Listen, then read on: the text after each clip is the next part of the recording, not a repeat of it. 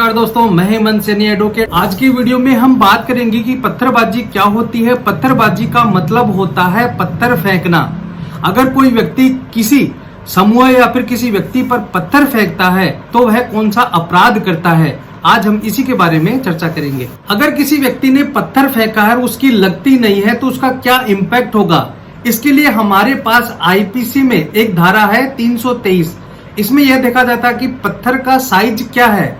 अगर साधारण चोट है तो आईपीसी की धारा 323 इसमें लगाई जाएगी, और अगर किसी व्यक्ति के पत्थर की नहीं लगती है तो धारा 323 के साथ उसमें आईपीसी की धारा 511 भी लगाई जाएगी। धारा 511 किसी अपराध को करने के प्रयत्न के बारे में बताती है। इसी प्रकार जो व्यक्ति पत्थरबाजी करने आते हैं उनके पास घातक हथियार पाए जाते हैं तो उनको आईपीसी की धारा 324 लगाई जाएगी, साथ ही उन पर आईपीसी की धारा 511 भी लगाई जाएगी।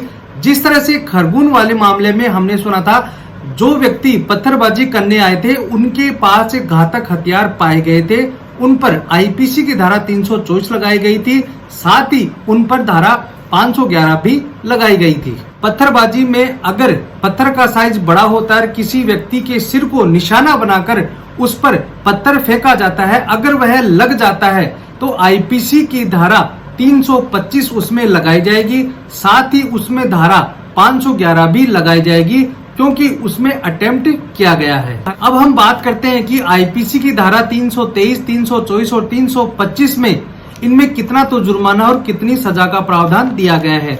आईपीसी की धारा 323 में 1 वर्ष की सजा का प्रावधान दिया गया है और 1000 रुपए जुर्माना हो सकता है अथवा दोनों भी हो सकते हैं।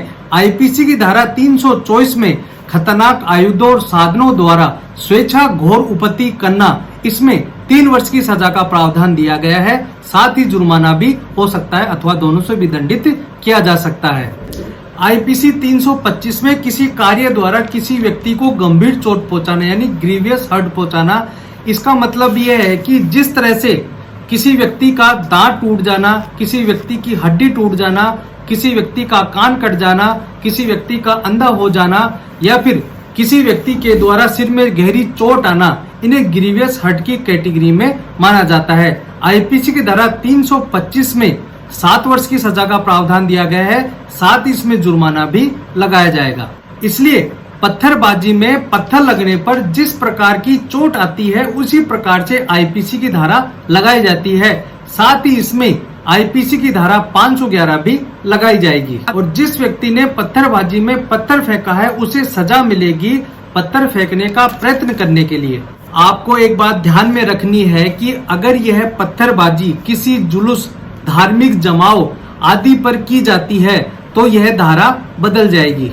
इसके लिए हमें आईपीसी की धारा 296 को देखना होगा। इसमें यह बताया गया है कि किसी बात को लेकर अगर व्यक्ति इकट्ठा होते हैं या धार्मिक जुलूस निकालते हैं या फिर कोई ऐसा जमाव करते हैं, वहां पर पत्थरबाजी की जाती है तो ऐसे व्यक्ति को 1 वर्ष की सजा का प्रावधान दिया गया है, साथ ही उस पर जुर्माना भी लगाया जाएगा। इसलिए किसी धार्मिक उपासना में शामिल लोगों पर पत्थरबाजी करना आईपीसी की धारा 296 लगाई जाएगी। तो दोस्तों आज के लिए इतना ही। मैं उम्मीद करता हूँ कि आपको ये वीडियो समझ में आ गया होगा कि पत्थरबाजी क्या होती है और पत्थरबाजी में आईपीसी की कौन कौन सी धाराएं लगाई जा सकती हैं। वीडियो अच्छा लगा हो तो प्लीज इसे लाइक और शेयर करें और ऐसे इंटरेस्टिंग वीडियो के लिए प्लीज मेरे चैनल को सब्सक्राइब करें। धन्यवाद।